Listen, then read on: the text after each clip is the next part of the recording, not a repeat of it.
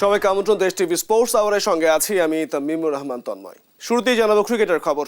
শুক্রবার তৃতীয় টি-20তে ওয়েস্ট ইন্ডিজের বিপক্ষে মাঠে নামবে বাংলাদেশ। সেন্ট ভিনসেন্টের আর্নেস্ট ভ্যালি স্টেডিয়ামে ভোর 6টায় বাংলাদেশ সময় শুরু হবে ম্যাচটি।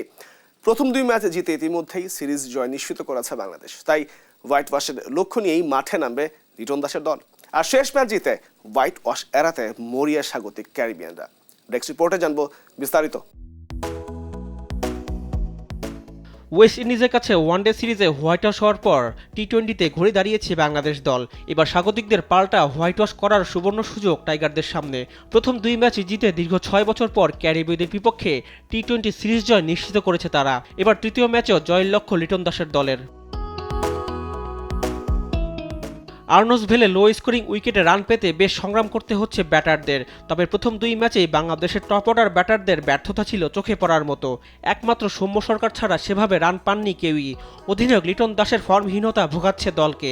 তবে মিডল অর্ডারে শেখ মেহেদী এবং শামীম পাটোয়ারি প্রথম দুই ম্যাচে সম্মানজনক সংগ্রহ এনে দেন দলকে। তাই এই ম্যাচেও তাদের পাশাপাশি টপ অর্ডারের দিকে তাকিয়ে থাকবে টিম ম্যানেজমেন্ট।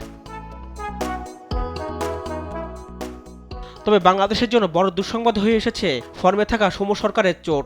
দ্বিতীয় ম্যাচে স্লিপে ক্যাচ নিতে গিয়ে আঙ্গুলে চোট পান তিনি। আপাতত 3 সপ্তাহ মাঠের বাইরে থাকতে হবে তাকে। তার জায়গায় কে খেলবেন সেটাই এখন দেখার বিষয়। টাইগারদের দুই জয়ে বড় অবদান রেখেছেন বোলাররা। তাসকিন আহমেদ, শেখ মেহেদীরা শুরুতেই ওয়েস্ট ইন্ডিজের উইকেট নিয়ে চাপে ফেলেছেন। পাশাপাশি নিয়ন্ত্রিত বোলিংয়ে রান আটকেছেন নিয়মিত। এই ম্যাচে ক্যারিবীয়দের ব্যাটিং লাইন আপ গুড়িয়ে দিতে প্রস্তুত বাংলাদেশের বোলাররা। অন্যদিকে প্রথম দুই ম্যাচ হেরে ব্যাকফুটে ওয়েস্ট ইন্ডিজ। ক্যারিবীয় বোলাররা ভালো খেললেও ব্যাটাররা ছিলেন পুরোপুরি ব্যর্থ। হোয়াইট হাউস এড়াতে হলে এই ম্যাচে জয়ের কোনো বিকল্প নেই রহমান পায়েলের দলের। তাই বাংলাদেশকে হারিয়ে সান্ত্বনার জয় নিয়ে সিরিজ শেষ করতে লড়বে উইন্ডিজ শিবির। রিফাত আঞ্জুম, দেশ টিভি স্পোর্টস ডেস্ক। এবারে জানাবো নারী ক্রিকেটের খবর। নারী অনূর্ধ্ব-19 এশিয়া কাপে সুপার 4-এর প্রথম ম্যাচে হেরে গেছে বাংলাদেশ। ভারতের বিপক্ষে 8 উইকেটের বড় হার নিয়ে মাঠ ছেড়েছে জুনিয়র টাইগার্সরা। কুয়ালালামপুরের বায়ামাস ওভালে টস হেরে দিন ব্যাট করতে নেমে 27 রানের ওপেনিং জুটি পায় বাংলাদেশ। এরপর নিয়মিত বিরতিতে উইকেট হারাতে থাকে তারা। এক পর্যায়ে দলীয় 46 রানে 7 উইকেট হারিয়ে বিপর্যয়ে পড়ে সুমাইয়া আক্তারের দল। শেষ পর্যন্ত 8 উইকেটে 80 রান তোলে বাংলাদেশ। দলের পক্ষে সর্বোচ্চ ইভা 14 রান করেন। ভারতের আয়ুষ শুক্লা নেন 3টি উইকেট। 81 রানের টার্গেটে ব্যাট করতে নেমে গঙ্গা দিয়ে 350-তে 8 উইকেটের বড় জয় পায় ভারতের মেয়েরা। বিপিএল এর মাধ্যমে দেশের ক্রিকেটকে আরো সামনের দিকে এগিয়ে নিয়ে যেতে চান নবাগত ফ্র্যাঞ্চাইজি ঢাকা ক্যাপিটালসের সিইও আতিক ফাহাদ। তিনি জানান, এবারের বিপিএল এ তরুণদের পাশাপাশি অভিজ্ঞদের দলে নেওয়া হয়েছে যেন তরুণ ক্রিকেটারদের অভিজ্ঞতার ভান্ডারটা ভারী হয়। দেশ টিভিকে তিনি জানিয়েছেন, শুধু 2-1 মৌসুম নয়, দেশে ক্রিকেটে থাকতে চান লম্বা সময়ের জন্য, কাজ করতে চান ক্রিকেটের অবকাঠামো নিয়েও। রিফাত আঞ্জুম জানাচ্ছেন বিস্তারিত। বাংলাদেশ প্রিমিয়ার লিগ বিপিএল এর 11তম আসর শুরু হতে বেশি সময় বাকি নেই। ফ্র্যাঞ্চাইজিগুলো মাঠের লড়াইয়ের প্রস্তুতি শুরু করেছে। দল গুছিয়ে এবার মাঠে নামার পালা। এবারের মৌসুমে প্রথমবারের মতো বিপিএল এ অংশ নিচ্ছে নবাগত franchise Dhaka Capitals. Players draft থেকে ক্রিকেটার নিয়ে দল গুছিয়ে ফেলেছে ফ্র্যাঞ্চাইজিটি। লিটন দাস, মুস্তাফিজুর রহমান, তানজিদ তামিম, থিসারা পেরেরা, জনসন চার্লসের মতো দারুণ সব ক্রিকেটার নিয়ে দল গড়েছে ফ্র্যাঞ্চাইজিটি। বিপিএল এ এতগুলো আসর পেরিয়ে গেলেও জাতীয় দলের জন্য ভালো কোনো ক্রিকেটার বের হয়ে আসেনি। ঢাকা ক্যাপিটালসের সিইও আতিক ফাহাদ জানিয়েছেন, তার দল থেকে যাতে জাতীয় দল উপকৃত হয় সেজন্য দলের বেশ কয়েকজন তরুণ ক্রিকেটার দলে নেওয়া হয়েছে। আমাদের স্কোয়াড খেয়াল করলে দেখবেন আমাদের ওখানে অনেক জুনিয়ররা আছে। তো সেই সব জুনিয়র প্লেয়ারদেরকে আমরা নিয়েছি এই কারণে যাতে সিনিয়র প্লেয়ারদের সাথে এক্সপিরিয়েন্সগুলো শেয়ার করতে পারে, ওনাদের থেকে শিখতে পারে, পরবর্তীতে যাতে ওনাদের নিজেদের পারফর্ম করার ক্ষেত্রে বেস্ট আউটপুটটা ওনারা বের করে নিয়ে আসতে পারে। ঢাকা ক্যাপিটালসের সিইও জানান, জাতীয় দল এবং বাইরের অভিজ্ঞ ক্রিকেটার যারা প্রত্যাশা পূরণ করতে পারেননি তাদের দলে নেওয়া হয়েছে যাতে পারফর্ম করে আবার আত্মবিশ্বাস ফিরে পেতে পারেন। মানুষ যাদের উপর আশাহত হয়েছে তাদেরকে নিয়ে আমরা অনেক বেশি আশাবাদী। সেটা সাব্বির রহমান হতে পারে, সেটা লিটন দাস হতে পারে, এক্স ন্যাশনাল প্লেয়ার যারা আমাদের টিমে আছে তারা হতে পারে। কারণ আমাদের এখানে প্ল্যানই তো আছে, যাদের প্রতি মানুষ আশাহত হয়েছে ওনারা যাতে ওনাদের বেস্ট আউটপুটটা দিয়ে আশা ফিরিয়ে নিয়ে আসতে পারে। সে কারণেই কেউ যদি মনে করে যে সার্টেন প্লেয়ার তাদের পারফরমেন্স খারাপ, আমরা বলি কি এটা হচ্ছে একটা best way, best opportunity to show their performance to a highest level. So আমরা ডেফিনেটলি লিটন দাস, তারপর হচ্ছে সাব্বির, ওনাদেরকে নিয়ে অনেক বেশি অপটিমিস্টিক। আমরা আশা করব ওনারা ঢাকা ক্যাপিটালসের হয়ে সবচেয়ে বেস্ট পারফরমেন্সটা দেখাতে পারবে। বিপিএলে আগত ফ্র্যাঞ্চাইজিরা বেশি দিন থাকেন না। ঢাকা ক্যাপিটালসের সিও জানিয়েছেন, লম্বা সময় বিপিএলে থাকার পরিকল্পনা নিয়েই এসেছেন তারা। প্রত্যেকটা টিমই আসে কন্টিনিউ করার ইন্টেনশন নিয়ে। এখন পরবর্তীতে যে বিভিন্ন রকম প্রবলেমের কারণে হয়তো পিছু হটতে হয়, তো আমাদেরও এবার আমরা যেহেতু ফার্স্ট টাইম আসছি, ডেফিনেটলি আমাদের প্ল্যান আছে লং টার্ম থাকার জন্য। সে কারণেই আপনি দেখবেন আমাদের প্রত্যেকটা মার্কেটিং টুল বলি বা আমাদের এঙ্গেজমেন্টের বিষয় বলি, সব কিছুতে আমরা খুব চেষ্টা করছি একটা স্ট্যান্ডার্ড একটা ব্র্যান্ডের দিকে নিয়ে যাওয়ার জন্য। তো ডেফিনেটলি এটা তো স্বল্প সময়ের কোনো একটা বিষয় না। তো আমাদের লং টার্ম প্ল্যান আছে। এখন বাকিটা বিসিবি আমাদের সাথে সিনক্রোনাইজেশন, আমাদের ওভারঅল বিষয় সব ঠিকঠাক থাকলে ইনশাল্লাহ আমরা বেশ লং টার্ম ধরে থাকবো। ঢাকা ক্যাপিটালস দল নিয়ে আশাবাদী দলটির সিও আতিক ফাহাদ। রিফাত আঞ্জুম, দেশ টিভি, ঢাকা। বিপিএল এর ফরচুন বরিশালের হয়ে খেলবেন পাকিস্তানের বাঁহাতি পেসার শাহিন শাহ আফ্রিদি। তবে বিপিএল এর শুরু থেকে শাহিনকে পাওয়া যাবে কিনা তা নিয়ে অনিশ্চয়তা এখনো রয়েছে। বিপিএল শুরু হবে আগামী 30শে ডিসেম্বর। একই সময়ে সাউথ আফ্রিকার বিপক্ষে টেস্ট সিরিজে আছে পাকিস্তান। টেস্ট দলে থাকলে শাহিনকে বিপিএল এ পাওয়া যাবে 7 জানুয়ারির পরে। এদিকে পাকিস্তান ক্রিকেট বোর্ড তাকে আগামী বছরের 15 জানুয়ারি পর্যন্ত খেলার অনুমতি দিয়েছে। আফ্রিদি ছাড়াও বরিশাল দলে বিদেশি খেলোয়াড়দের হিসেবে আছেন David Malan, Kyle Mayers, Mohammad নবী ও ফাহিম আশরাফরা। নিউজিল্যান্ডের বিপক্ষে টি-20 সিরিজের জন্য 16 সদস্যের দল ঘোষণা করেছে শ্রীলঙ্কা। অবশ্য সেই দল থেকে বাদ পড়েছেন স্পিনিং অলরাউন্ডার দুনিত ভেলালাগে। 16 সদস্যের দলকে যথারীতি নেতৃত্ব দেবেন চারিথ আসালাঙ্কা। রঙিন পোশাকে তিনি এখনো পর্যন্ত শ্রীলঙ্কাকে 19 ম্যাচে নেতৃত্ব দিয়েছেন। এর মধ্যে শ্রীলঙ্কা জিতেছে 10 ম্যাচ। গত সিরিজে অভিষিক্ত অলরাউন্ডার চামিন্দু বিক্রমসিংহে জায়গা ধরে রেখেছেন এই স্কোয়াডে। দলের একমাত্র সিম বোলিং অলরাউন্ডার তিনি। স্পিন বিভাগের নেতৃত্বে থাকছেন ওয়ানিন্দু হাসারাঙ্গা। এছাড়াও আছেন মহিশ থিকসানা ও লেগি জেফ্রি ভ্যান্ডারাসে। নুয়ান থুসারা, মাথিসা পাথিরানা ও আথিসা ফার্নান্দোজ আছেন পেস অলরাউন্ড বোলিংয়ে।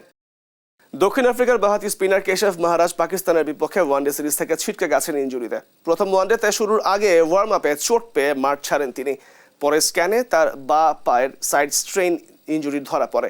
মহারাজের পরিবর্তে দক্ষিণ আফ্রিকা দলে ঢুকাচ্ছেন বাঁহাতি স্পিনার বেয়র্ন ফটোইন। দ্বিতীয় ও তৃতীয় ওয়ানডেতে খেলবেন তিনি। এর আগে শ্রীলঙ্কার বিপক্ষে দ্বিতীয় টেস্টে 5 উইকেট নিয়ে দলকে জয় এনে দিয়েছিলেন মহারাজ। কেশব মহারাজ ছাড়াও এবার চোটে ভুগছে পুরো প্রোটিয়া শিবির। ইতিমধ্যে দলের বাইরে আছেন নারিকা, লুঙ্গিয়ান দিগিরি, জেরাল্ড কোয়েটজি ও উইনান মুল্ডার সহ বেশ কয়েকজন গুরুত্বপূর্ণ বোলার। 26 ডিসেম্বর শুরু হতে যাওয়া পাকিস্তানের বিপক্ষে প্রথম টেস্টে খেলার জন্য মহারাজকে পর্যবেক্ষণে রাখা হবে। ক্রিকেট ছেড়ে এবার জানাবো ফুটবলের খবর।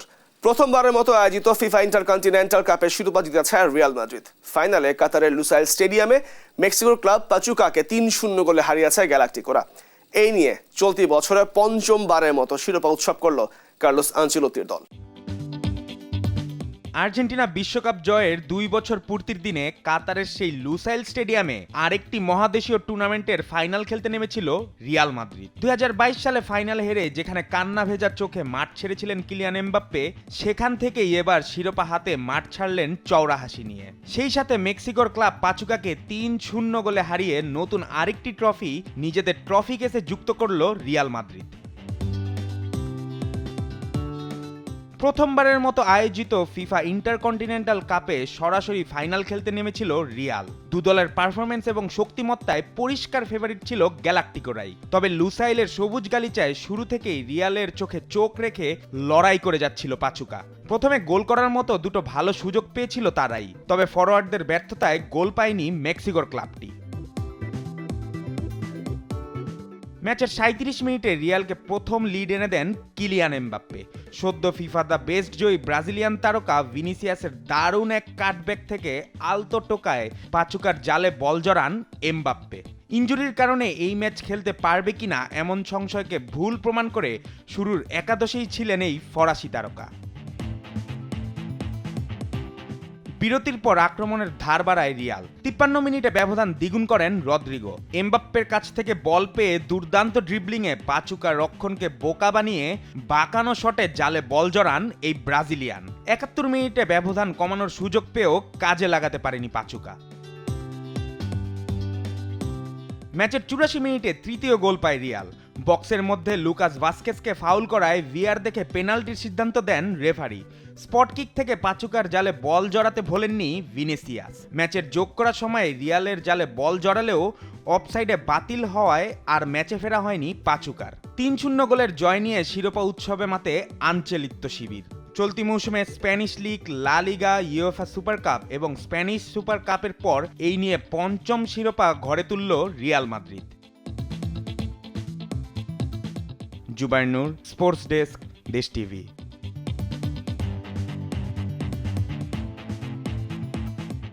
রিয়াল মাদ্রিদের ইতিহাসে সবচেয়ে সফল কোচ হলেন কার্লোস আনচেলোত্তি। মেক্সিকোর পাচুকাকে 3-0 গোলে হারিয়ে ফিফা আন্তঃমহাদেশীয় কাপ জয়ের মাধ্যমে তিনি পেছনে ফেলেছেন রিয়ালের কিংবদন্তি কোচ মিগুয়েল মুনোজকে। আনচেলোত্তির এটি 15তম ট্রফি, যা রিয়ালের কোচ হিসেবে সর্বোচ্চ। এর আগে রিয়ালের হয়ে 14টি ট্রফি জিতে এই রেকর্ডটি ছিল মিগুয়েল মুনোজের। আনচেলোত্তি 2013 থেকে 15 এবং 21 থেকে বর্তমান পর্যন্ত কোচিং ক্যারিয়ারে করিয়েছেন মুনোজকে ছাড়িয়ে যান। 2 মেয়াদের রিয়ালের কোচ হয়ে তিনি জিতেছেন 3টি চ্যাম্পিয়ন্স লিগ, 2টি লা লিগা, 2টি কোপা দেল রে, 2টি স্প্যানিশ সুপার কাপ, 3টি উয়েফা সুপার কাপ, 2টি ক্লাব বিশ্বকাপ ও 1টি আন্তঃমহাদেশীয় কাপ। এদিকে ইংলিশ কারাবাও কাপের সেমিফাইনালে উঠেছে আর্সেনাল এবং লিভারপুল। গ্যাব্রিয়েল জেজুসের হ্যাট্রিকে ক্রিস্টাল প্যালেসকে 3-2 গোলে হারিয়ে সেমিতে উঠেছে আর্সেনাল। আর সাউদাম্পটনের বিপক্ষে 2-1 গোলের জয়ে শেষ 4 নিশ্চিত করেছে আরেক জয়েন্ট লিভারপুল। এদিকে ফ্রেঞ্চ লিগ 1-এ জয় পেয়েছে পিএসজি। ইংলিশ প্রিমিয়ার লিগে সবশেষ 2 ম্যাচে জয়হীন আর্সেনাল কারাবাও কাপে ক্রিস্টাল প্যালেসের বিপক্ষে মাঠে নেমেছিল জয়ের ধারায় ফিরতে। তবে ঘরের মাঠে সেই পরিকল্পনায় ধাক্কা খায় শুরুতেই। ম্যাচের 4 মিনিটেই ফিলিপ মাতেতার গোলে এগিয়ে যায় ক্রিস্টাল প্যালেস। এরপর বল দখলে রেখে আধিপত্য দেখালেও প্রথমার্ধে গোলের দেখা পায়নি গানাররা। বিরতির পর গোলের জন্য মরিয়া হয়ে খেলতে থাকে আর্সেনাল। এর ফলও তারা দ্রুতই পায়। 54 মিনিটে গ্যাব্রিয়েল জেসুসের গোলে সমতায় ফেরে তারা। এরপর আক্রমণ পাল্টা আক্রমণে জমে ওঠে ম্যাচ। 73 মিনিটে দুর্দান্ত এক গোল করে ব্যবধান বাড়ান জেসুস। আর 81 মিনিটে নিজের হ্যাটট্রিক তুলে নিয়ে স্কোর লাইন 3-0 করেন এই ব্রাজিলিয়ান। 85 মিনিটে এনকোটিয়ার গোলে ম্যাচ জমিয়ে তুললেও আর্সেনালের জয় আটকাতে পারেনি ক্রিস্টাল প্যালেস। এদিকে আরেক ম্যাচে সেন্ট মেরি স্টেডিয়ামে সাউদাম্পটনের বিপক্ষে 2-1 গোলের জয় পেয়েছে আরেক জায়ান্ট লিভারপুল। শুরু থেকে বল দখলে রেখে খেললেও ফরোয়ার্ডদের ব্যর্থতায় গোলের দেখা পাচ্ছিল না অলরেড শিবির। 24 মিনিটে ডারউইন নুনেজের গোলে প্রথম লিড নেয় তারা। দ্বিতীয় গোল পেতে অবশ্য খুব বেশি অপেক্ষা করতে হয়নি লিভারপুলকে। 32 মিনিটে হার্ভে এলিয়ট ব্যবধান দ্বিগুণ করেন।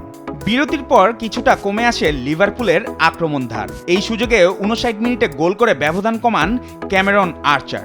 এরপর শেষ পর্যন্ত চেষ্টা করেও আর গোলের দেখা পায়নি কোনো দল। ফলে 2-1 গোলের জয় নিয়ে মাঠ ছাড়ে আর্নে স্লট শিষ্যরা।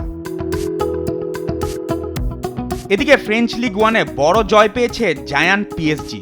মোনাকোকে 4-2 গোলে হারিয়েছে তারা। দলের হয়ে জোড়া গোল করেছেন ওসমান দেমবেলে। এই গোলে 16 ম্যাচে 40 পয়েন্ট নিয়ে নিজেদের শীর্ষস্থান আরও মজবুত করল লা প্যারিসিয়ানরা। জুবায়ের নূর, স্পোর্টস ডেস্ক, দেশ টিভি। প্রতিপক্ষ ডিফেন্ডারের বুটের আঘাতে রক্তাক্ত মুখ নিয়ে মাঠ ছেড়েছেন পিএসজির গোলকিপার জিয়ানলুইজি দোনারুমা। ফরাসি লিগ 1-এ বুধবার রাতে মোনাকোর বিপক্ষের ম্যাচে মুখে মারাত্মক এই চোট পান দোনারুমা। ম্যাচের 17 মিনিটে বল নিয়ে পিএসজির বক্সে ঢুকে পড়েছিলেন মোনাকো ডিফেন্ডার উইলফ্রেড সিঙ্গো। তাকে বাধা দিতে গিয়ে মাটিতে বসে পড়েন দোনারুমা, তবে দৌড়ের গতি সামলাতে পারেননি সিঙ্গো। তিনি লাফিয়ে দোনারুমার শরীরের উপর দিয়ে পার হতে গিয়ে বুটের স্পাইক লাগে ইতালিয়ান গোলকিপারের মুখের ডান পাশে। এতে দোনারুমার চোখের নিচে ও গালের বিভিন্ন অংশে বাজেভাবে জখম হয়। প্রাথমিক চিকিৎসা নিয়ে কিছুক্ষণ পর মাঠ ছেড়ে যান এই ইউরোপজয়ী গোলকিপার। তবে ঘটনায় সিঙ্গোকে কোনো কার্ড দেখাননি রেফারি। 2026 বিশ্বকাপে আর্জেন্টিনা চ্যাম্পিয়ন হলে জাতীয় দল থেকে অবসর নেবেন গোলকিপার এমিলিয়ানো মার্তিনেজ। আর্জেন্টিনার বিশ্বকাপ জয়ী সতীর্থর সাথে আলাপচারিতায় এই কথা বলেন তিনি। আর্জেন্টিনার জার্সিতে বিশ্বকাপ সহ 4টি শিরোপা জিতেছেন এমি। ফিদেলেসিমা বাদে 3 টুর্নামেন্টে জিতেছেন গোল্ডেন গ্লাভসের পুরস্কার। 2024 ফিফা দ্য বেস্টের সেরা গোলকিপারের পুরস্কারও পেয়েছেন এই আর্জেন্টাইন। জায়গা পেয়েছেন এই বছরের ফিফার বর্ষসেরা একাদশেও। 2022 কাতার বিশ্বকাপের মতো 2034 সালের সৌদি আরব বিশ্বকাপেও স্টেডিয়ামে থাকছে না মদ্যপানের সুযোগ। গেলবার কাতারে বিশ্বকাপ শুরুর ঠিক আগে আবুগারি আইন শিথিল করা হলেও সৌদি কর্তৃপক্ষ স্পষ্ট জানিয়ে দিয়েছে এই ধরনের পরিবর্তনের কোনো সম্ভাবনা নেই এইবার। গত বছর কূটনৈতিক এলাকায় অমুসলিমদের জন্য বিশেষ অনুমতিপ্রাপ্ত মদের দোকান খোলা হলেও বিশ্বকাপে সেই সুবিধা মিলছে না। গত সপ্তাহের বুধবার 2034 সালের ফুটবল বিশ্বকাপের আয়োজনের দায়িত্ব পায় সৌদি আরব। 48 দলের এই মহাযজ্ঞ অনুষ্ঠিত হবে দেশটির 5টি শহরের 15টি স্টেডিয়ামে। এর মধ্যে 8টি স্টেডিয়াম থাকবে রাজধানীর রিয়াদে। তবে এই বিশ্বকাপ নিয়ে ইতিমধ্যেই শুরু হয়েছে তুমুল আলোচনা। কয়েকদিন আগেই বিশ্বকাপে সমকামী গোষ্ঠী বা LGBTQ+ সম্প্রদায়ের সমর্থকদের নিরাপত্তা নিয়ে প্রশ্নের মুখে পড়তে হয় সৌদি আরবকে। তবে এবার দেশটি জানিয়েছে বিশ্বকাপ চলাকালীন সময়ে স্টেডিয়ামে নিষিদ্ধ থাকবে মদ্যপানের সুযোগ। সৌদি আরবে 1952 সাল থেকে মদ নিষিদ্ধ। দেশটির কঠোর আবগারি আইন অনুযায়ী মদ বিক্রি, সংস্করণ কিংবা পান করায় রয়েছে কঠোর শাস্তির বিধান। বিদেশিরাও এই আইনের আওতায় পড়েন। মদ্যপান করলে কারাদণ্ড, অর্থদণ্ড কিংবা দেশ থেকে বিতাড়িত হওয়ার মতো শাস্তি পেতে হয়। কয়েক বছর আগেও এই অপরাধের জন্য বেত্রাঘাতের শাস্তি দেওয়া হতো। তবে সাম্প্রতিক সময়ে পর্যটন শিল্পকে সমৃদ্ধ করতে দেশটি কিছুটা শিথিলতা দেখিয়েছে। যদিও রিয়াদের কূটনৈতিক পাড়ায় অমুসলিমদের জন্য একটি বিশেষ মদের দোকান খোলা আছে, তবে সেটি শুধুমাত্র বিভিন্ন দেশের দূতাবাসের কর্মকর্তাদের জন্য। এর বাইরে সৌদি আরবে মদ বিক্রির কোনো নজির নেই। গেল কাতার বিশ্বকাপের সময় আবগারি আইন শিথিল করা হয়েছিল। শুরুতে মদের বিষয়ে কঠোর অবস্থানে থাকলেও শেষ মুহূর্তে বিদেশি দর্শকদের জন্য নির্দিষ্ট কিছু স্থানে মদ বিক্রির অনুমতি দেয় কাতার। তবে সৌদি আরব এ বিষয়ে কোনো ধরনের ছাড় দিতে রাজি নয় বলেই জানা গেছে। বিশ্বকাপের সময় স্টেডিয়ামগুলোতে নানা দেশের সমর্থকরা একত্রিত হয়। ম্যাচ চলাকালে অনেক সমর্থক মদ পান করাকে ফুটবল উৎসবের অংশ হিসাবেই দেখেন। ইউরোপ ও আমেরিকার দেশগুলোর ফুটবল প্রেমীরা স্টেডিয়ামে মদ না পাওয়ার বিষয়টি নিয়ে ইতিমধ্যেই হতাশা প্রকাশ করেছেন। তবে এ বিষয়ে ফিফা এখন পর্যন্ত কোনো আনুষ্ঠানিক মন্তব্য করেনি। বিশ্বকাপের বাকি 10 বছর, ততদিনে কোনো পরিবর্তন আসবে কিনা তা নিয়েও সংশয় রয়েছে। তবে সৌদি আরব তাদের অবস্থান পরিষ্কার করেছে যে 2034 সাল বিশ্বকাপে মদ নিষিদ্ধই থাকছে। ফুটবল বিশ্বকাপে প্রথমবারের মতো সৌদি আরবের মতো একটি কড়া ধর্মীয় অনুশাসনের দেশে এই ধরনের সিদ্ধান্ত কতটা প্রভাব ফেলে সেটি এখন দেখার বিষয়। এর আগে কাতার বিশ্বকাপ শুরুর 2 দিন আগেই আসরের 8টি স্টেডিয়ামের আশেপাশে বিয়ার কেনাবেচা নিষিদ্ধ করা হয়েছিল। তারপরও বিশ্বকাপের 92 বছরের ইতিহাসে সবচাইতে সফল আয়োজন করে ফুটবল বিশ্বকে তাক লাগিয়ে দিয়েছিল কাতার। সৌদি আরবের হাতে সময় এখনো 10 বছর। মরুর বুকে কাতার যেটা করে দেখিয়েছে সেটা পুনরাবৃত্তি করবার। জুবায়ের নূর, স্পোর্টস ডেস্ক, দেশ টিভি। দর্শক, শেষ করছি এখনকার দেশ টিভি স্পোর্টস। তার সঙ্গে থাকবার জন্য এতক্ষণ ধন্যবাদ সবাইকে।